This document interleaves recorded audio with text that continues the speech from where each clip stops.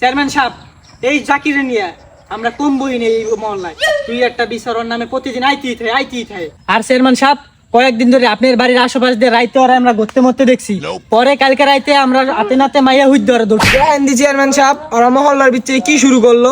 দেখতে তো আমি আছি, বিগত কয়েকদিন ধরে আমার বাড়ির পিছ দিয়ে খালি ঘুরঘুর করে। এ জাকির, এই তুই কি শুরু করছিস এলাকার ভিতরে?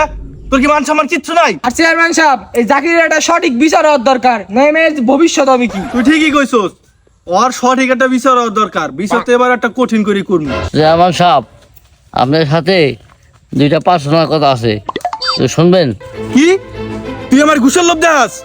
সমাজে সবার সামনে তুই কবি যা খাওয়ার, কোনো গোপন কথা চলবে না। তুই আমার ঘুষখোর মনে করছস? তোর তো অপরাধ আরো বাইরে গেল। তোর আনে একটা শাস্তি, তুই এই সেমরির জীবন নষ্ট করছস, তোর এই সেমরির বিয়ে করতে হবে। এই কাজীরে ফোন দে। আব্বা, হ্যাঁ মা বাইতে নেই। কে তোমার মা কোথায় গেছে? দি এলাকার মেয়ে এটা কেডা? চেয়ারম্যান সাহেব, এই যে আপনার বউ।